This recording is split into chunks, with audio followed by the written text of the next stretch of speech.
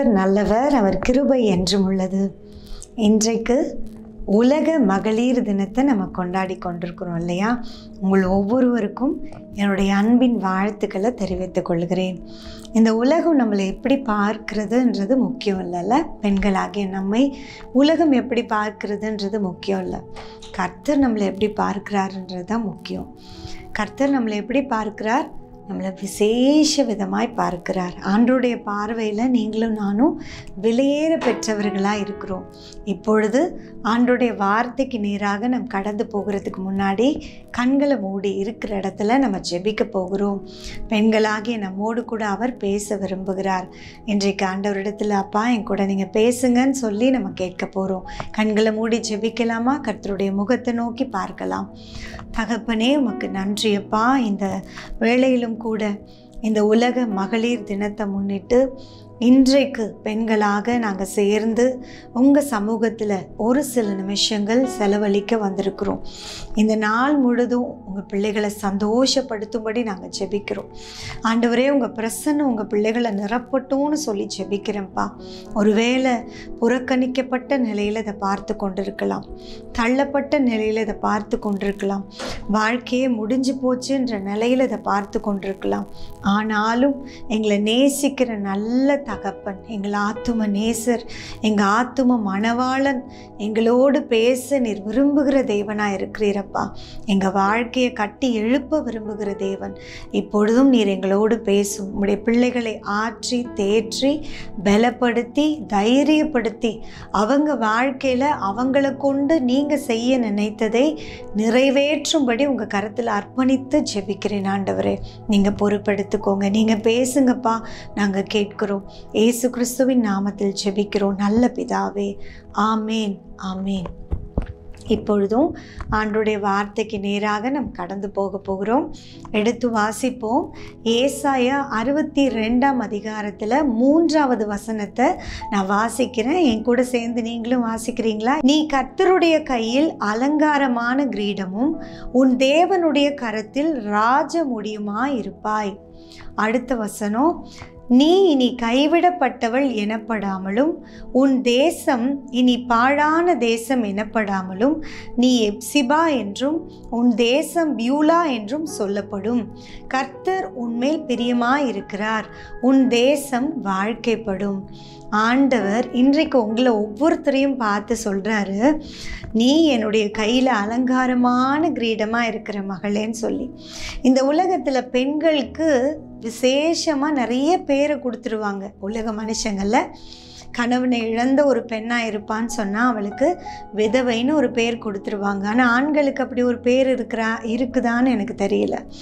அதே போல் குழந்தை இல்லை அப்படின்னா ஆணுக்கு எந்த ஒரு பேரும் கிடையாது, பெண்ணுக்கு தான் அதுக்கு ஒரு பேர் வச்சு அவள் மலடின்னு சொல்லி அதுக்கு ஒரு முத்திரை குத்தி அவளை ஓரமாக உட்கார வச்சுடுவாங்க. இன்னும் இப்படி பல காரியங்களை சொல்லிக்கொண்டே போகலாம். கணவன் பிரிந்து போன ஒரு பெண், கணவனால் புறக்கணித்து தள்ளப்பட்டு அந்த ஒரு மனுஷனால் தள்ளப்பட்ட நிலையில் இருக்கிற அந்த பெண்ணுக்கும் கூட வாளாவெட்டின்னு ஒரு பேரை கொடுத்து ஓரமாக ஒதுக்கி வச்சிடுறாங்க. ஆனால் அப்படிப்பட்ட எந்த நிலையில் ஒருவேளை நீங்கள் இதை பார்த்துட்டு இருந்தாலும் ஆண்டவர் உங்களை எப்படி பார்க்குறாரு தெரியுமா? நீ என் கையிலே அலங்காரமான கிரீடம் என்று சொல்லி உங்களை கிரீடமாக பார்க்குறாரு. உங்களை அலங்கரித்து பார்க்க அவர் விரும்புகிற தேவனாக இருக்கிறார். அது மட்டும் இல்லை, நீங்கள் தேவனுடைய கரத்தில் எப்படி இருக்கிறீங்களா? ராஜமுடியாக இருக்கிறீங்களா? மகிமையானவர்களாய் கர்த்தர் உங்களை மாற்ற விரும்புகிறார். இன்றைக்கு ஒருவேளை பல இழப்புகளை பார்த்து, பல துக்கமான காரியங்கள், துரோகத்தை பார்த்து, அவமானங்களை பார்த்து, ஒடுக்குதல்களை பார்த்து ஒருவேளை நீங்கள் டிப்ரெஷனில் இருந்தாலும் சோர்ந்து போய் இனி எனக்கு என்ன இருக்குது, இனி என்னால் என்ன செய்ய முடியும் இந்த உலகத்தில், எனக்கு இப்படிப்பட்ட ஒரு வாழ்க்கை கிடச்சிடுச்சே, இனி என்னால் ஒன்றும் சாதிக்க முடியாது, என்னால் ஜெயிக்க முடியாது இந்த உலகத்தை, இந்த வாழ்க்கைன்னு சொல்லி மனம் பதறி போன நிலையில் இதை பார்த்துட்ருப்பீங்கன்னு சொன்னால், இன்றைக்கு இந்த உலக மகளிர் தினத்தன்று உங்களை பார்த்து தான் கர்த்தர் சொல்கிறார், அன்பு மகளே நீ பயப்படாத, நான் உன் மேலே பிரியமாக இருக்கிறேன்னு கர்த்தர் வாக்கு கொடுக்கிறார். உங்கள் மேலே அவர் பிரியமாக இருக்கிறாரு. மனுஷங்க பிரியமாக இல்லையேன்னு நினச்சி நீங்கள் வருத்தப்படாதீங்க. அண்ட சராசரங்களையும் சிருஷ்டித்து அவைகளை ஆளுகை செய்கிற கர்த்தர் உங்கள் மேலே பிரியமாக இருக்கிறார். அந்த வசனத்தில் நம்ம வாசிக்கிறோம், நீ இனி கைவிடப்பட்டவள் எனப்படாமலும் உன் தேசம் இனி பாழான தேசம் எனப்படாமலும் நீ எப்சிபா என்றும் உன் தேசம் பியூலா என்றும் சொல்லப்படும். எப்சிபா அப்படின்னு சொன்னால் என் மகிழ்ச்சி அவளில் இருக்கிறதுன்னு அர்த்தமா. அவருடைய மகிழ்ச்சியே நீங்கள் தான் ஆண்டவர் சொல்கிறார். அப்புறம் நீங்கள் ஏன் சோகமாக இருக்கணும், நீங்கள் ஏன் துக்கமுகமாக இருக்கணும்? நீங்கள் சிரிச்சுக்கிட்டே சந்தோஷமாக இருக்கிறத பார்க்க தான் கர்த்தர் விரும்புகிறார். ஒருவேளை நீங்கள் சொல்லலாம், சிஸ்டர் நான் தனித்து ஓடிட்டு இருக்கிறேன், எனக்குன்னு சொல்கிறதுக்கு யாருமே கிடையாது, என்னுடைய பிள்ளைகளை கூட நான் தனித்து தான் வளர்த்து கொண்டிருக்கிறேன்னு சொல்லி. யார் சொன்னது நீங்கள் தனியாக இருக்கிறீங்கன்னு சொல்லி? அன்பு மகளே, அன்பு சகோதரி, இன்றைக்கு நீங்கள் தனித்து இருக்கிறீங்கன்னு நினைக்காதீங்க. கர்த்தர் உங்கள் கூட இருக்கிறாரு. அவர் உங்களை பலப்படுத்துகிறவர், உங்களை தனியாக விடவே மாட்டார். அவர் திக்கற்றவர்களுக்கு தகப்பனாக இருக்கிறார். உங்களை தூக்கி எடுத்து நிறுத்தி அழகு பார்க்கிற தேவன். அவர் சொல்லுகிறார், நான் உன் மேலே மகிழ்ச்சியாக இருக்க விரும்புகிறேன் சொல்லி. அது மட்டும் இல்லை, பியூலான்னு சொல்லும்போது எனக்கு வாழ்க்கைப்பட்டவள் என்று அதுக்கு அர்த்தமா. நாம் அவருடைய மனவாட்டிகளாக இருக்கிறோம். எவ்வளோ பெரிய சந்தோஷம்! ஆண்டவர் உங்களை எவ்வளோ நேசிக்கிறார் தெரியுமா? இன்னையிலேருந்து நீங்கள் சோகமாக இருக்கக்கூடாது, துக்கமாக இருக்கக்கூடாது, கவலையாக இருக்கக்கூடாது. இந்த உலகத்தில் நம்மளை சுற்றி நிறைய முள்ளை போல சில மனிதர்கள் எழும்பி நிற்கலாம். நம்ம நிறைய கேள்விப்படுறோம்ல, நிறைய பெண்களுக்கு நடக்கப்படுகிறதான அநீதியான காரியங்களை பார்க்குறோம். நிறைய காரியங்கள் பெண்களுக்கு எதிராக நடக்கக்கூடிய நிறைய காரியங்கள். பெண்கள் தனியாக போக முடியல, அதுக்கு சரியான சட்டங்கள் இன்னும் கொண்டு வரப்படலை. இன்னும் நிறைய பெண்கள் போராடி கொண்டு தான் இருக்கிறாங்க. நீங்களும் நிறைய நியூஸ்லலாம் பார்த்துட்டே தான் இருக்கிறீங்க. ஆனால் ஒன்று, உங்களுக்கு எப்பொழுதும் துணையாளனாக இருந்து உங்களை நடத்த, உங்களை பாதுகாக்க இயேசு கிறிஸ்து அவர் உங்களோடு கூட இருக்க விரும்புகிறார். இன்றைக்கி உங்கள் இருதயத்தை திறந்து கொடுங்க, அது போதும். ஏசப்பா, நான் உங்களை நம்புகிறேன், நீங்கள் என் கூட இருங்க, என் வாழ்க்கையில் என் கூட இருங்கப்பா, என் குடும்பத்தில் என்னை சாட்சியுள்ள பெண்ணாக என்னை வாழ வைங்கன்னு சொல்லி நீங்கள் கேட்கும்போது, எவ்வளவு முள்ளை போல உங்களை சுற்றிலும் நெருக்கி இருக்கிற மனிதர்களுக்கு மத்தியில் கர்த்தர் உங்களை அழகாய் நடத்தவர் போதுமானவராய் இருக்கிறார். வேத வசனம் அழகாய் சொல்லுகிறது. உன்னத பாட்டு 2ஆம் அதிகாரம் 2வது வசனத்தில் நம்ம வாசிக்கிறோம், முள்ளுகளுக்குள்ளே லீலி புஷ்பம் எப்படி இருக்கிறதோ அப்படியே குமாரத்திகளுக்குள்ளே எனக்கு பிரியமானவளும் இருக்கிறாள். நீங்கள் சொல்லலாம், என்னை சுற்றிலும் முள்ளை போல இருக்குது சிஸ்டர், ஏதோ என்னை குத்திட்டே இருக்கிற மாதிரி தான் இருக்குது, எனக்கு ஒரு நிம்மதியே இல்லைன்னு சொல்லி. ஆனால் அந்த முள்ளுக்கு நடுவில் உங்களை அழகாக பார்க்குற தகப்பன் இருக்கிறார். அவர் சொல்கிறாரு, முள்ளுகளுக்குள்ள லீலி புஷ்பம் எப்படி இருக்குதோ அதே போல தான் குமாரத்திகளுக்குள்ள எனக்கு பிரியமானவளும் இருக்கிறாள் என்று சொல்லி கர்த்தர் உங்களை பார்த்து சொல்கிறார். நீங்கள் அவருக்கு பிரியமாக எப்படி நடக்கலான்றதை பற்றி மட்டும் நீங்கள் யோசிங்க. என் தேவனை நான் எப்படி பிரியப்படுத்த போகிறேன், என் தேவனை நான் எப்படி கனப்படுத்த போகிறேன். இன்றைக்கு அநேக பெண்கள் ஆயிரக்கணக்கில் ஏன் லட்சக்கணக்கில் கூட செலவு செய்து தங்களை அழகுபடுத்தி கொள்வதற்கு என்னென்னலாமோ முயற்சிகளை செய்கிறத பார்க்குறோம். ஆனால் நம்ம ஆராதிக்கிற தேவன் நம்முடைய முகத்தை பார்க்கிறவர் அல்ல, நம்ம இருதயத்தை காண்கிற தேவன். அன்பு கர்த்தருடைய பிள்ளைகளே, உங்கள் இருதயத்தை அவர் பார்க்கிறார்.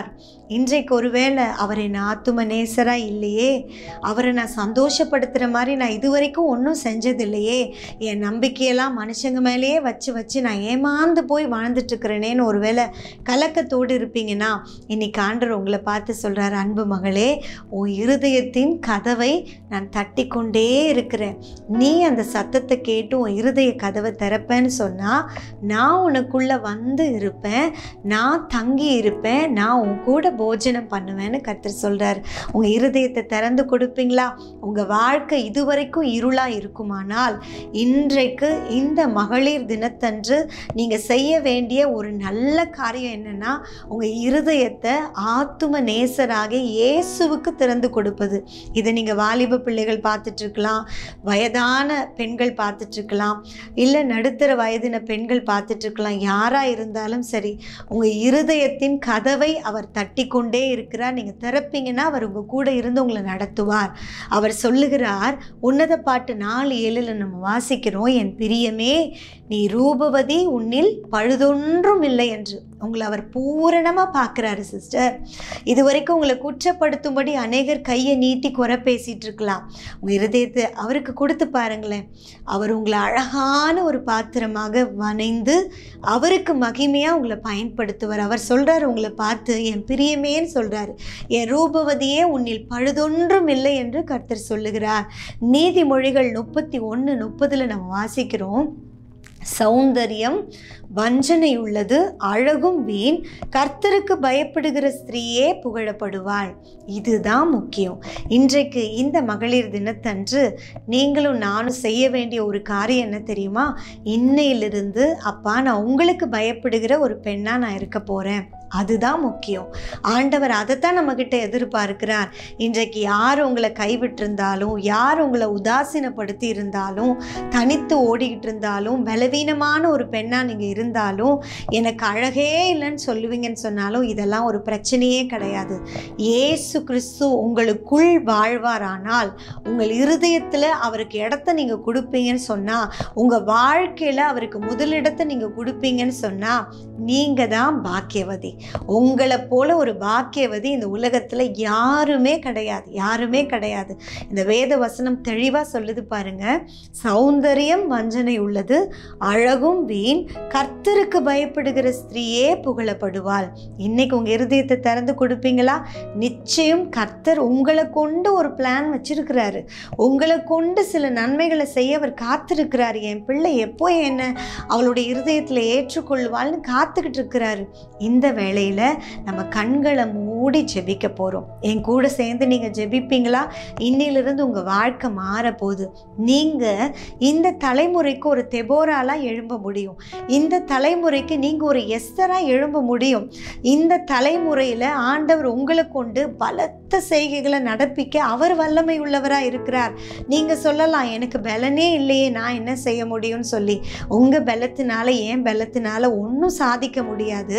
ஆனால் கர்த்தருடைய ஆவியினாலே நாம் எல்லாவற்றையும் செய்யக்கூடிய பலனை அவர் நமக்கு கொடுக்க அவர் வல்லவராக இருக்கிறார். இப்போ நம்ம ஜெபிக்க போகிறோம். நீங்கள் இருக்கிற இடத்துல முழங்கால் படிட்டு, ஆண்டவரே என்னை உங்கள் கரத்தில் கொடுக்குறேன்ப்பான்னு மட்டும் சொல்லுங்கள். உங்கள் சித்தத்துக்கு என் வாழ்க்கையை ஒப்பு கொடுக்குறேன்னு சொல்லுங்கள். இதுவரைக்கும் நான் மனிதர்களை நம்பி ஏமாந்தது போதும், இனி நான் உங்களை மட்டும் நம்புவேன், உங்களை சார்ந்து வாழ்வேன்ப்பான்னு சொல்லுங்கள். அவர் உங்கள் வாழ்க்கையை பிரகாசமான வாழ்க்கையாக மாற்றுவார். உங்கள் குடும்பத்தில் எதெல்லாம் சரிப்படுத்தணுமோ அவர் சரிப்படுத்துவார். உங்கள் குடும்பத்தில் உங்கள் கணவர் ரட்சிக்கப்படலன்னு கண்ணீரோடு ஜெபிக்கிறீங்களா? அதை கர்த்தர் மாற்றி கொடுப்பார். உங்கள் பிள்ளைகளுடைய ரட்சிப்புக்காக ஜெபிக்கிறீங்களா? கர்த்தர் சந்திப்பார். நிச்சயம் உங்கள் குடும்பத்தையே அவர் குட்டி பரலோகமாக மாற்றுவார். உங்கள் கரத்தில் தான் அது இருக்குது. இன்றைக்கு அந்த குடும்பத்தை கட்டி எழுப்ப வேண்டிய ஒரு காரியம், அந்த ஆசீர்வாதம் புத்தியுள்ள ஸ்திரீக்கு தான் கர்த்தர் கொடுத்துருக்கிறார்ல. அந்த புத்தியுள்ள ஸ்திரீ அப்படின்னு சொல்லும்போது கர்த்தருக்கு பயப்படுதலே ஞானத்தின் ஆரம்பம். இன்றைக்கு நீங்களும் நானும் சொல்ல போகிறோம், ஆண்டவரே இதுவரைக்கும் உலகத்தோடு நான் ஓடி இருக்கலாம், உலகத்தை போல அவங்க கூடவே ட்ராவல் பண்ணுற மாதிரி உலகத்தை திருப்திப்படுத்துகிற ஒரு வாழ்க்கை வாழ்ந்துருக்கலாம். ஆனால் இன்றைக்கி நான் என்ன உங்கள் கையில் கொடுக்குறேன்ப்பான்னு சொல்லி அர்ப்பணித்து ஜெபம் பண்ணி பாருங்களேன். உங்கள் வாழ்க்கை மற்றவர்களுக்கு முன்பதாக பிரகாசமாக இருக்கிறது நீங்கள் பார்க்க போகிறீங்க. மற்றவர்கள் உங்கள் வாழ்க்கையை பார்த்து அவங்களும் கர்த்தரை நேசிக்கிற பிள்ளைகளா, அவங்க வாழ்க்கையும் பிரகாசமாய் மாறுவதற்கு உங்களை கருவியாக எடுத்து பயன்படுத்த போகிறாரு. இருக்கிற இடத்துல கண்களை மூடி ஜெபிக்கலாமா? கர்த்தருடைய முகத்தை நோக்கி பார்க்கலாம். நன்றி அப்பா, நன்றி அப்பா. இருக்கிற இடத்துல உங்கள் வாய்களை திறந்து சொல்லுங்க, வாய்களை திறந்து சொல்லுங்க. என்னை தருகிறேன் தருகிறேன், உம் கரத்தில் என்னை படைக்கிறேன் படைக்கிறேன், உம் பாதத்தில் உருவாக்குமே, என்னை உருவாக்குமே,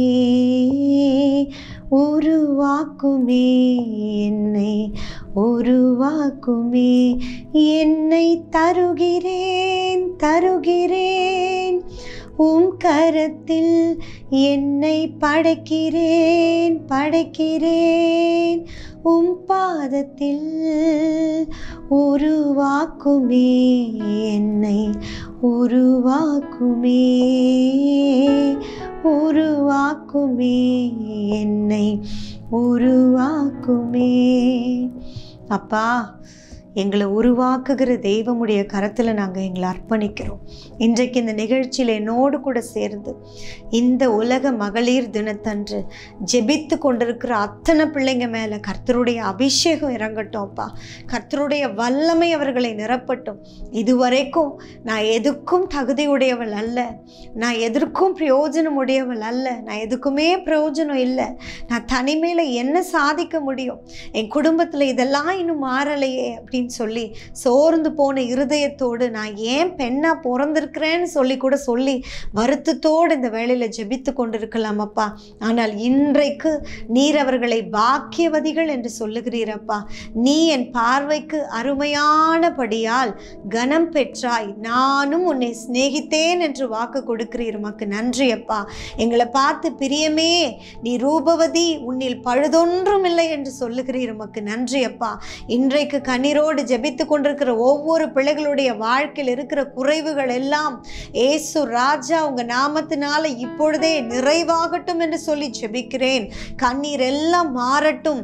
ஒருவேளை இதுவரைக்கும் உம்மை சார்ந்து வாழாத பெண்களாய் இவர்கள் ஓடிக்கொண்டிருந்தாலும் இன்றைக்கு அர்ப்பணித்திருக்கிற அத்தனை பிள்ளைகளுடைய கரத்தையும் நீர் பிடித்து கொள்ளுவீராக. இதோ அவர்கள் வலது கரத்தை பிடித்து அவர்களுக்கு துணையாளராய் நீர் இருந்து நடத்துவீராக. இந்த உலகத்தில் பல துரோகத்தை பார்த்திருக்கலாம், பல ஏமாற்றங்களை பார்த்திருக்கலாம் ஆண்டவரே, முல்லை போல குத்துகிற பல மனிதர்களுக்கு நடுவில் போராடி கொண்டிருக்கலாம். ஆனால் நீர் இன்றைக்கு உம்முடைய பிள்ளைகளை ஆளுகை எடுத்துக்கொள்ளும்படி ஒப்பு கொடுத்து ஜெபிக்கிறேன் அப்பா. இனி இவர்களுடைய துக்கம் எல்லாம் சந்தோஷமாய் மாறட்டும். இவர்கள் துயரத்துக்கு பதிலாக ஆனந்த களிப்பை இவர்களுக்கு கொடுக்கும்படி ஜெபிக்கிறேன் அப்பா. இவர்களுடைய சாம்பலுக்கு பதிலாக இவர்களுக்கு சிங்காரத்தை கொடுக்கும்படி ஜெபிக்கிறேன் அப்பா. ஒடுங்கின ஆவிக்கு பதிலாக துதியின் உடைய நீர் கொடுக்கும்படிக்கு ஜெபிக்கிறேன் அப்பா. நீர் அப்படியே செய்ய போகிறீர். உமக்கு நன்றி. எந்தெந்த காரியங்களை குறித்து இந்த ஜெப நேரத்தில் அவர்கள் ஜெபித்து கொண்டிருந்தாலும் இதோ பரத்திலிருந்து அவர்களுக்கு உதவி வரட்டும் அப்பா, ஒத்தாசை வரட்டும் அப்பா. மனுஷருடைய கண்களில் கூட தயவு கிடைக்க பண்ணுவீராக. உம்முடைய பிள்ளைகளுடைய வாழ்க்கையில் இருக்கிற தடைகள் விலகி போகட்டும் ஆண்டவரே. ஏதோ ஒரு காரியம் உம்முடைய பிள்ளைகளை எழும்ப விடாதபடி தடை செய்து கொண்டிருக்குமானால் இன்றைக்கு அந்த தடைகளை எல்லாம் உடைத்து செபிக்கிறேன் அப்பா. இதோ இந்த மகளிர் தினத்தன்று உம்முடைய பிள்ளைகள் மலர்ச்சியாய் எழும்பட்டும், கர்த்தருக்கென்று எழும்பட்டும், வைராக்கியமாய் எழும்பட்டும் அப்பா. கர்த்தருடைய நாமத்துக்கு பயந்து நடக்கிற பெண்களாய் ஒவ்வொரு பெண்களும் தங்கள் இருதயத்தை ஒப்பு கொடுக்கட்டும் என்று சொல்லி செபிக்கிறேன். உங்கள் வாழ்க்கை மாறட்டும். நீங்கள் அப்படியே செய்ய போகிறீங்க, அதற்காக ஸ்தோத்திரம். இழந்த நன்மையெல்லாம் பெற்றுக்கொள்ளட்டும். உமக்கு சாட்சியாய் எழும்பட்டும். கர்த்தர் ஆசீர்வதியும். நீர் உம்முடைய கரத்தில் இவர்களை அலங்காரமான கிரீடமாக ஆண்டவரே, நீர் உம்முடைய கரத்தில் இவர்களை ராஜமுடியாய் வைத்திருக்கிறீர். அதற்காக நன்றி அப்பா. இனி இவர்கள் பாழானவர்கள் அல்ல ஆண்டவரே. எப்சிபா என்றும் பியூலா என்றும் சொல்லப்படுகிற ஆசீர்வாதத்தினால் அவர்களை நிரப்புகிறீர். உமக்கு நன்றி. இவர்கள் தேசம் வாழ்க்கை படட்டும் என்று சொல்லி ஜெபிக்கிறேன். உங்க நாமம் இவர்கள் மூலமாக மகிமைப்படட்டும். இயேசு கிறிஸ்துவின் நாமத்தில் ஜெபிக்கிறோம் நல்ல பிதாவே. ஆமேன் ஆமேன். கர்த்தர் நல்லவர். நிச்சயமாக ஆண்டவர் உங்கள் தேசம் வாழ்க்கைப்படும்னு சொல்லினபடியே உங்கள் தேசத்தை வாழ்க்கைப்படுத்த போகிறார். உங்கள் குடும்பம் வாழ்க்கைப்படும். இனி சந்தோஷமாக மகிழ்ந்து களி கூறுங்க. துக்கத்தை எல்லாம் கர்த்தர் மாற்றி இருக்கிறார். ஆமேன். God bless you.